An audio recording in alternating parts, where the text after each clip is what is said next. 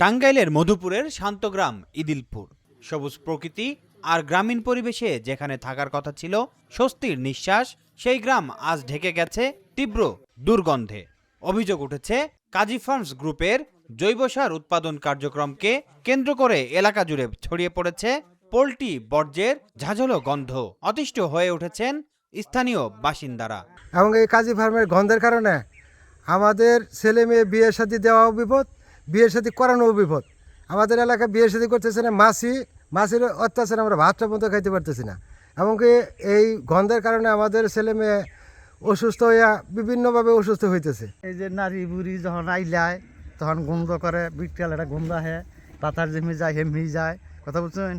খাওয়া দাওয়া অসুবিধা, থাকার অসুবিধা, চলাফেরার অসুবিধা, এটাই মনে করি না, আর কি কমু।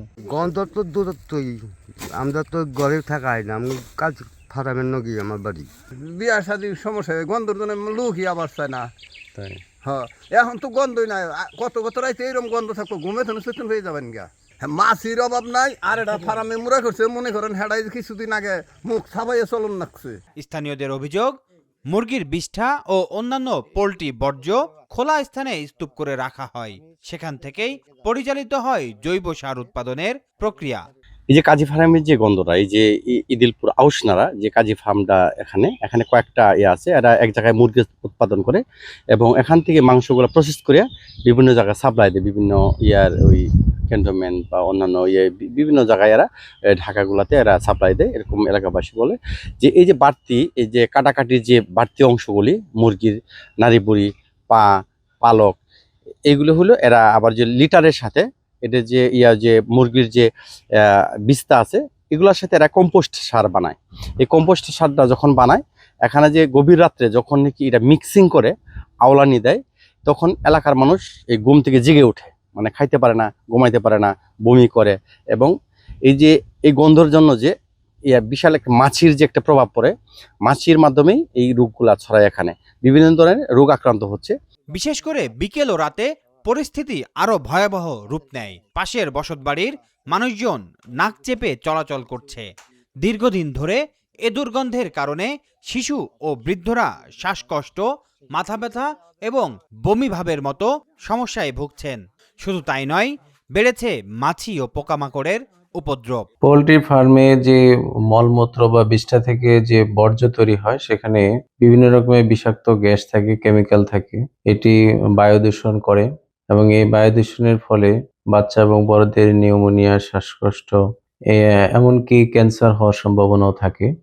এজন্য অবশ্যই এই ধরনের ফার্মের যথাযথভাবে লাইসেন্স নেওয়া প্রয়োজন এবং এজন্য পরিবেশ অধিদপ্তরের ছাড়পত্র নেওয়া প্রয়োজন, যাতে আশেপাশে জনবসতির কোনো কষ্ট না হয়, তাদের মধ্যে এ ধরনের শ্বাস প্রশ্বাস জড়িত বা ক্যান্সারের মতো মারাত্মক কোনো রোগ না হয়। গ্রামবাসীর আশঙ্কা, সঠিক বর্জ্য ব্যবস্থাপনা না থাকলে এটি জনস্বাস্থ্যের জন্য বড় ধরনের ঝুঁকি তৈরি করতে পারে। তারা জানান, বিষয়টি সংশ্লিষ্ট দপ্তরে একাধিকবার জানানো হলেও কার্যকর কোনো তদারকি চোখে পড়েনি।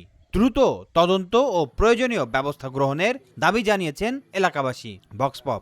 কাজী কোম্পানি নামে একটা কোম্পানি আসছে, যে এখানে যে কার্যক্রমগুলো চলছে, এই কার্যক্রম চলাতে আমরা যে এখানে আদিবাসী এবং মুসলিমরাও আছে, আমরা বসবাস করতে পারছি না। প্রচণ্ড দুর্গন্ধ, এই দুর্গন্ধে থাকতে পারি না, বমি হয়। মাছের দিকে থাকা হয় না। তারপরে মনে করতে এই যে আসর আজান দিব, আসর আজানের পর থেকে আরম্ভ এমনি থাউনি যায় না, সোজা কথা। এইরকম দুর্গন্ধ, একটা আত্মীয় স্বজন কোনো আনতে নাইলেও আমরা কিভাবে থাকুন, কি সমাচার, আমরা থাকাইতাম না। এ বিষয়ে কাজী ফার্মস কর্তৃপক্ষের বক্তব্য জানতে যোগাযোগের চেষ্টা করা হলে বারবার যোগাযোগের পরও সাড়া দেয়নি কাজী ফার্মস কর্তৃপক্ষ। কোনো আনুষ্ঠানিক মন্তব্যও পাওয়া যায়নি। বিষয়টি গুরুত্বের সাথে পরিদর্শন করে আইনি ব্যবস্থা নেওয়ার আশ্বাস দেন পরিবেশ অধিদপ্তরের উপপরিচালক জহিরুল ইসলাম।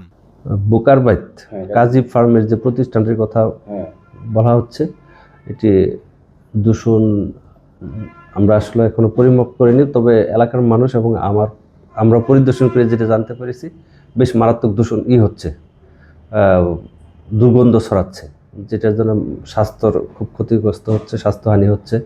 এটা আমরা পরবর্তীতে পরিদর্শন করব, পরিদর্শন করে এটা আইনগত ব্যবস্থা গ্রহণ করার জন্য সেটা আমরা মনিটরিং অ্যান্ড এনফোর্সমেন্ট শাখা প্রেরণ করব। আর ইতিপূর্বে আমি নথি গেটে যেটা দেখলাম যে তার নবায়ন অলরেডি শেষ হয়ে গেছে, তার নবায়ন আপডেট নেই, এর জন্য আমরা তাকে আজকেই একটা পত্র প্রেরণ করব।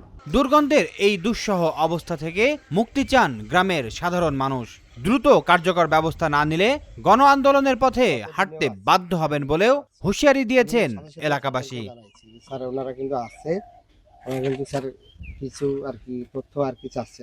Aminul Islam, Asian television.